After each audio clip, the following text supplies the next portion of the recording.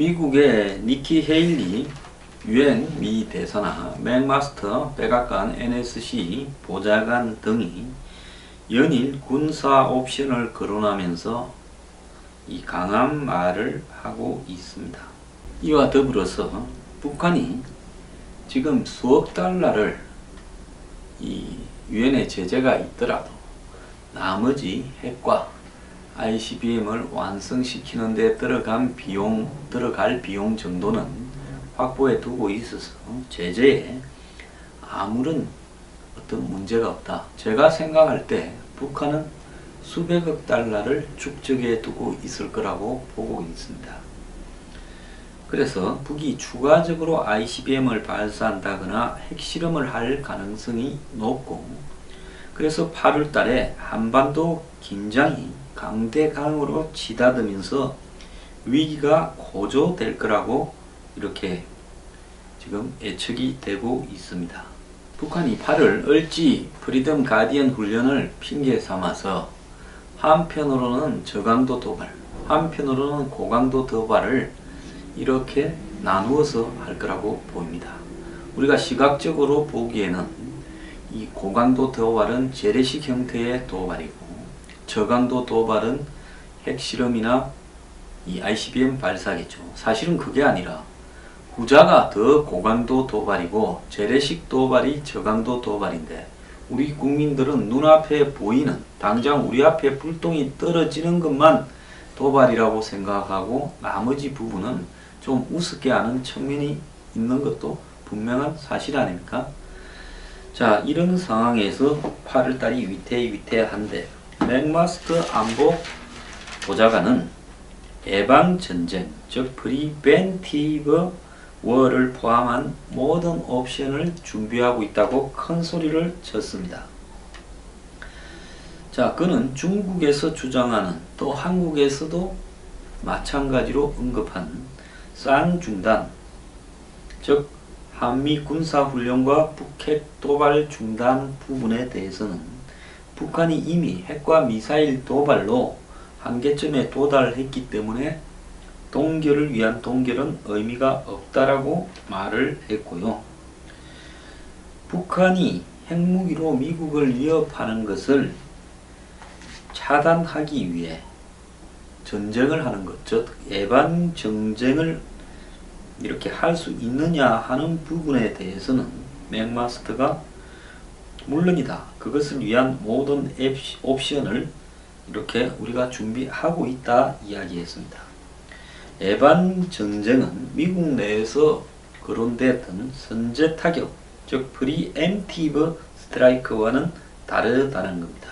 선제 타격은 상대방이 나한테 공격할 거라는 것이 거의 확정적으로 임박했을 때 미리 상대방의 군사시설을 이렇게 타격하는 거고요.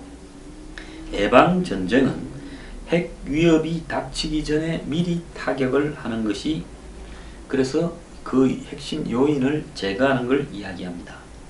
지난 2007년에 이스라엘이 F-16 전투기를 매우 낮게 날개해서 시리아의 핵 원자로 시설을 공격을 했던 것은 시리아가 핵무기를 보유해서 이스라엘의 존재를 위협할까봐 한 그런 부분이겠죠. 그것이 예방 타격이라고 예방 전쟁이라고 볼 수 있는 겁니다. 맥마스터는 북한에 대한 어떠한 공격도 한국 국민에게는 엄청난 고통을 주는 값비싼 전쟁이 될 것이다. 북한이 재래식 무기로 서울을 인질로 잡고 있는 상황에서 우리가 할 일은 모든 수단을 동원해 김정은을 압박해서 비핵화하는 거다. 한반도에 전쟁이 나면 100만 명의 사상자가 발생하지 않을까 하는 분석이 있다고 하자, 전쟁 없이 한반도 비핵화를 이룰 수 있도록 모든 수단을 다해야 된다라고 말을 했습니다. 그러면서 한국의 독자 핵 개발 가능성에 대해서는 동북아에서 한국, 북한, 일본, 중국이 모두 핵무장을 한 상황을 생각해보라. 핵 비확산 자체가 깨지는 것은 모두에게 나쁜 소식이다 라고 말을 했는데요. 근데 생각보다 강하게 말을 하진 않았네요. 그런 이런 맥마스터가 미국의 극우주의자들, 즉 스티브 배넌 같은 이 사람이 맥마스터를 싫어합니다. 최근에 스티브 배넌과 맥마스터는 이 백악관 내부의 NSC 한 관료를 맥마스터가 스티브 배넌이 반대했는데도 해고를 했습니다. 이 백악관 안에도 최근에 여러가지 한마디로 인적인 어떤 투쟁이, 내부 투쟁이 벌어지고 있는데요. 근데 트럼프가 4일날 미국 극우주의자들로부터 사임을 요구받고 있는 맥마스터를 두둔하고 나서기도 했습니다. 트럼프의 성공과 실패는 실제로 북한에 의해서 좌우될 가능성이 매우 높아졌습니다. 이 북핵 문제를 1년 안에, 저는 한 6개월 보고 있습니다. 6개월 안에 북핵 문제를 어떤 형식으로든지 해결을 해야 미국의 대통령이 권위를 유지할 수 있을 거라고 보고 있습니다. 자, 이 상황에서 트럼프가 할 수 있는 카드는 첫 번째는 강력한 제재와 압박. 그런데요, 이 강력한 제재와 압박의 최종적인 해결은 세컨더리 보이콧인데요. 자, 이것이 완벽하게 적용된다 하면 미국과 중국 간에 엄청난 무역 마찰, 국가 간의 충돌이 발생할 겁니다. 실질적으로 북한과 이 교역이나 금융거래 90%가 훨씬 넘는 부분이 해마다 이것이 좀 더 높아지고 있습니다. 실제로 중국 은행, 기업, 개인과 북한과의 거래입니다. 그러면 트럼프가 과연 이런 중국의 모든 기관, 은행, 기업, 개인에 대해서 완전히 차단을 할 가능성이 있는가? 완벽하게 한다면 이것이 효과를 나타낼 수는 있다고는 봅니다만 이것이 정말로 중국의 압박이 되어서 중국이 이걸 갖다가 감수하기 싫어서 북한에 대해서 오일도 끊는 이런 상황까지 갈 수 있을 건가? 저는 거기에서 치러야 될 미중 간의 쌍방의 타격이 너무 크기 때문에 미국이 2판 4판으로 가기 전에는 중국과의 전면적인 세컨더리 보이콧을 실시하기가 쉽지 않을 거라고 보고 있습니다. 두 번째는 북한의 정권 교체 내지는 김정은 축출인데요. 최근 미중 간의 빅딜 썰이 많이 나돌고 있는데 그 중에 대표적인 것이 중국이 북한 붕괴를 내버려두는 대신에 미국이 북한이 붕괴되면 주한미군을 철수시키겠다. 그런데 또 다른 하나는 북한의 체제는 그대로 두고 김정은 하나만 중국으로 망명시켜서 핀셋으로 이렇게 뽑아내고 미국은 북한의 새 정권과 핵 포기와 평화협정을 동시에 합의하러 들어간다는 겁니다. 북한의 김정은이 제거된 이후에 북한에 출범한 새 정권과 이 핵 포기를 확인하고 이 평화체제에 들어간다라는 부분은 김정은과 그런 걸 맺는 것보다는 조금 더 나을 수 있겠죠. 세 번째는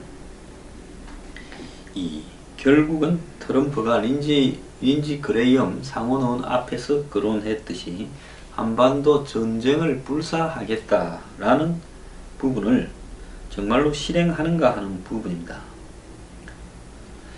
미국의 이 육군 참모 총장은 얼마 전에 프레스 클럽에서 기자회견을 하는 자리에서 이 대북 옵션 중에서 이제 나쁜 옵션 중에 하나를 뽑아야 될 상황으로 몰려가고 있다라고 말을 했는데 미국이 이 카드를 과연 할 수 있을 것이냐 하는 부분이 의문이고요. 네 번째는 미국과 북한이 완전히 정면 충돌을 하려고 하다가 결국은 180도로 갑자기 턴을 해서 본격적인 대화와 협상 국면으로 이렇게 갈 확률이 저는 이게 제일 높다고 보고 있습니다. 그래서 결국은 미국이 네 번째로 마무리 짓지 않겠느냐.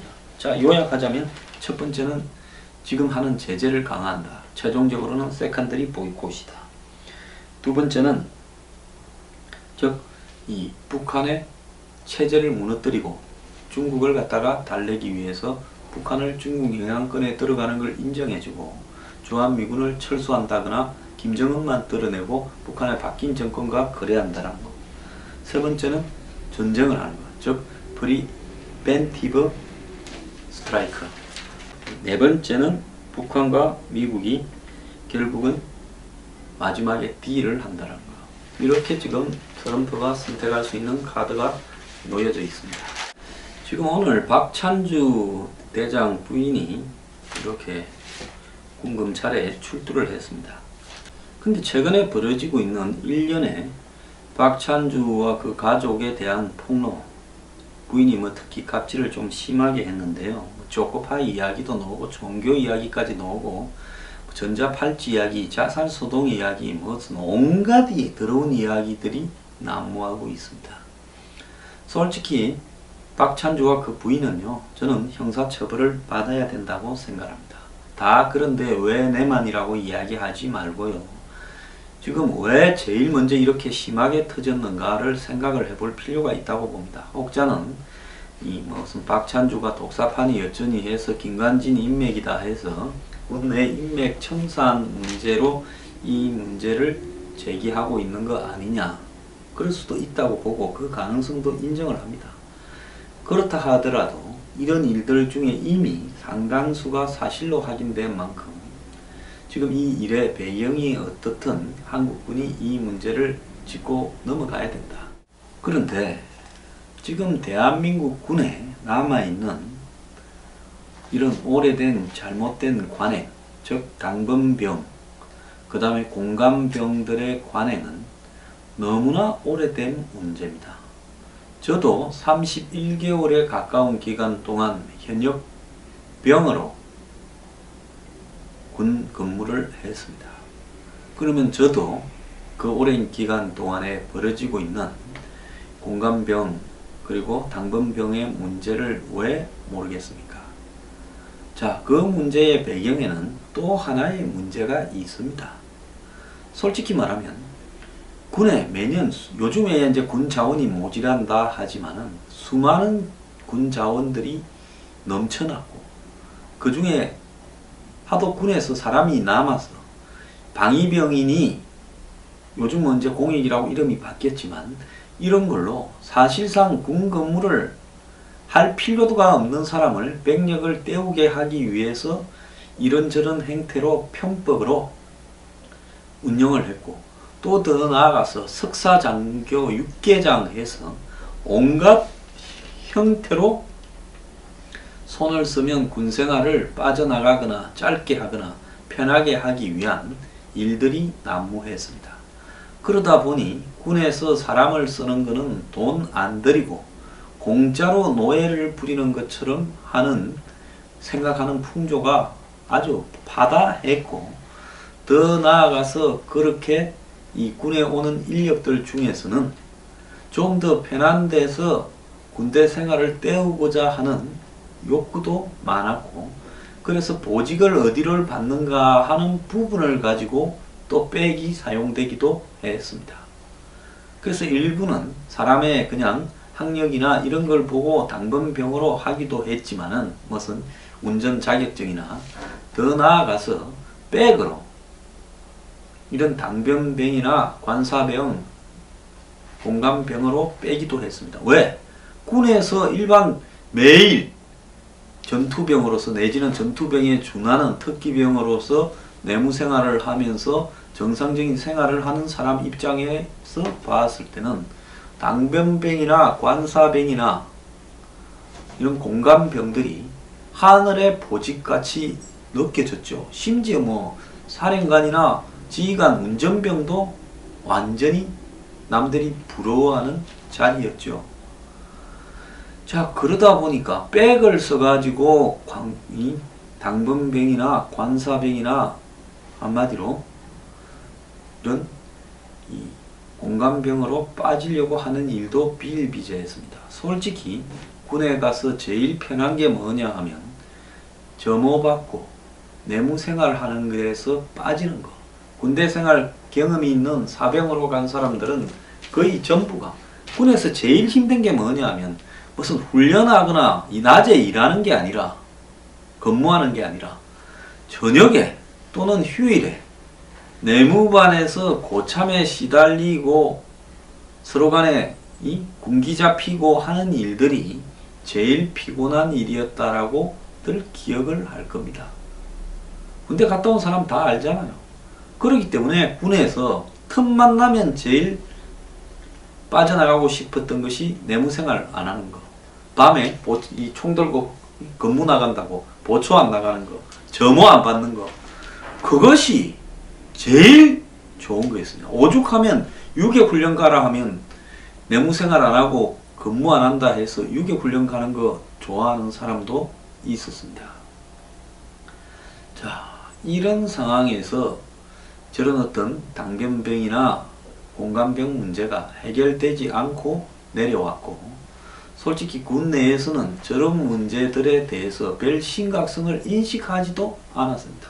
그 배경에는 너네들도 특혜를 받고 여기에 근무하지 않았느냐는 거죠. 근데 세월이 바뀌어서 이제는 군 생활을 하는 사람들의 시각이나 기대치도 많이 바뀌었습니다. 특히 뭐 군에서 구타도 없어지고 내무생활도 편해졌습니다. 이제 이러다 보니까 이런 문제들이 불거져 나와서 밖으로 터지는데요. 자, 박찬주 그 부인 처벌받아야 된다고. 저는 형사적으로 처벌받아야 된다고 봅니다. 왜? 대한민국 군에서 저런 일이 벌어졌다면 그야말로 직권남용에 군의 포스타라고 하는 사람이 저짓거리를 하고 있다면, 냉장고가 10개라면 그 냉장고 안에 들어가 있는 고기와 과일은 다 뇌물 아니겠습니까? 그렇게 해야 됩니다. 자, 그러면 박찬주를 정리하고 난 다음에 군에 저런 문제를 가지고 실태 전수조사를 벌인다 하면 잘 안 쓰겠죠. 군에서는 소원수린이 뭐 진실적으로 있었던 내부 비리를 고발하라 하면 아무도 안 합니다. 왜? 그거 했다가는 나중에 한 사람도 또 당하니까요. 그러니까 전부 제대하고 밖에 나가서 이제 뜯을 겁니다. 이번에 이 폭로들은 대부분이 군인권센터라고 임태훈이라고 하는 사람이 지금부터 뭐 한 10년도 전에 만들었던 그 조직에서 대부분 폭로를 해오고 있습니다. 뭐 그 조직에 대해서 성향이 좌파니부터 무슨 이 성적 취향이 어떠니 이런 소리를 하는데요. 그런 거하고 떠나서 군 내부의 비리가 그 조직의 문제제기 때문에 개선되어 온 측면은 있습니다. 다만 그 조직에서 보고 있는 정치적 성향은 한쪽에 가까울 수가 있겠죠, 분명히. 문제는 뭔가 하면 저런 식으로 앞으로 폭로를 해 간다 그러면 대한민국의 별단 사람들 중에서 제가 봤을 때 80%는 폭로 대상이 될 거라고 보고 있습니다. 어제 뭐 제가 방송에 나갔더니만 한 패널은 뭐 군에 그렇지 않다, 훌륭한 사람도 많다, 정말로 타의 모범이 되게 별 달고 이렇게 하는 사람도 많다 하는데 과연 그럴까요? 저는 그렇지 않다고 봅니다. 당변병이나 관사병이나 공감병들이 학대를 당했다고 주장할 만하다면 아마 저는 7, 80% 아니면 8, 90%가 문제의 대상이 될 수 있을 겁니다. 그리고요, 또 저 문제의 본질 중에 우리 마누라가 여단장이다, 견디다 못해서 도망간 친구를 잡아와가 여단장처럼 대라. 여단이라는 것은 사단과 연대 사이급에 있는 뭐 공수나 특공, 기갑 이런 쪽에서 편성하는 편제죠. 원스타가 있고 밑에 연대 2개 정도를 배치합니다. 그 마누라가 별이다. 왜 그 말을 했을까요? 이 말은 이 지금 공간갑질 비리가 앞으로 진급 비리로 번져갈 수 있다는 걸 의미하는 겁니다. 군에서요, 얼마 전에 뭐 한국의 한 야한 영화, 인간 중독인가 하는 영화가 있었는데, 그런 영화에 보면 군의 이 고위 장교들의 부인들이 어떻게 처신을 하고 있는가를 여실히 보여주는 측면도 있었죠. 결국은 승진하려면 대한민국에는 지금 위해가 너무 많습니다. 대령급 이상이 무슨 2,700명이 된다라는 이야기가 있는데요. 중령까지 인사적체가 이렇게 중령 때부터 굉장히 심해집니다. 그까지는 어느 정도는 올라가요. 그러면 이 사람들이 전부 다 한마디로 갈 데가 별로 없는 겁니다. 그러면 그 중에서 누구는 올라가고 누구는 안 올라가고 하려 하면 그건 이제 앞으로 어떻게 되겠습니까? 진급 로비를 해야 되지 않겠습니까? 매년 7,000명의 소위가 있답니다. 대한민국의 장교가 무슨 지금 5만 몇천 명이다라는 이야기도 있는데요. 이 중에서 이제 준장으로 오게 되면 400명 수준으로 티오가 쪼그라들고 별 2개 이렇게 2스타로 오면 3스타 중장으로 오게 되면 20개 밖에 안 됩니다. 그래서 인사 적체가 너무나 심하다는 겁니다. 이러되다 보니까 군에서는 사활을 걸고 로비를 합니다. 거기에 이제 부인들이 동원이 되어서 자기가 로비를 할 만한 위로 진급을 끌어올려 줄 만한 사람을 선택하면 거의 종노릇을 하고 있지요. 그런 어떤 부분들이 결국은 다 부정부패로 연결될 수 있고 더 나아가서 방산비리로도 또 연결될 수 있는 겁니다. 그러니까 이번에 나타난 갑질 비리의 원천은 내가 이만큼 포스타까지 올라올 때 우리 마누라가 얼마나 고생했는 줄 아느냐. 그래서 우리 마누라 계급도 원스타 좀 해줘야 된다는 거. 그리고 이것이 결국은 진급을 위한 그동안의 한마디로 고생을 이야기하는 거. 그리고 또 진급을 하기 위해서는 어디든 돈이 필요할 거 아닙니까? 뭐 몽종 노릇만 해서 진급이 되겠어요? 결국은 방산비리로 연결되는 거고 결국 자기 군생활에 대한 일종의 보상이 이런 방산비리 등으로도 주어진다라는 겁니다. 그래서 이런 식의 지금 이 갑질 논란을 어디서 어떻게 어떤 방식으로 제도적으로 이렇게 마무리 짓고 어느 시점에서 끝내는가라는 부분에 대한 지금 맥락이 있어야지 군수뇌부가 여기에 대해서 무감각한 채 끌려가고 나만 안 터지면 된다라는 식으로 다 외면하고 있어서는 더 나아가서 공감병 비리의 본질을 마치 민간 가정부 고용으로 돌파하려고 하는 것처럼 이런 시각으로는 정말로 곤란하다는 겁니다. 지금 북한이 재래식 도발이나 핵과 ICBM 도발을 하려고 하는 건국 이래 최대의 안보 위기에서 한국군 수뇌부가요 거의 갑질과 진급비리 또 방산비리로 붕괴되어 버리는 양상이 올 수 있다는 겁니다. 누가 지금 이 군 내부 공감 비리를 몰고 가는지 모르겠는데요. 철저히 건절하고 대표적으로 몇 사람은 사법 처리를 해야 되겠지만은 이 일을 어디서 얼만큼 어떤 방식으로 수습할 건가에 대해서 이제는 그리고 제도적으로 앞으로 이런 일이 발생 안 하게 할 것인가에 대해서 그림이 있어야 된다는 겁니다. 그러지 않고 상황에 따라 끌려가게 되면 계속 비리가 폭로되고 연관되는 고위 장성들이 늘어나고 그게 점점 밑으로 내려오게 되고 이제 너나 없이 전부 폭로하게 되고 그 다음에 이것이 결국은 진급비리로 또 터지게 될 거고 진급비리가 터지고 난 다음에 방산비리로 터지면서 한국군 수뇌부가 싹 다 날아가 버리는 공중 해체되는 상황이 오기를 바랍니까? 이 시점에요. 그래서 이 부분을 지금 저렇게 무능한 군 수뇌부와 국방부에 맡겨둘 게 아니라 국방부 장관도 솔직히 말하면 이런 군 내부 비리에 자연스러운 사람은 아니지 않습니까? 문재인 정권의 청와대에서요 이 문제를 어떻게 할 건가 입장을 내보길 바랍니다. 안 그러면 청와대가 사실상 이 문제를 군 내 물갈이 차원에서 방치하거나 조장하고 있는 것밖에 더 되겠습니까?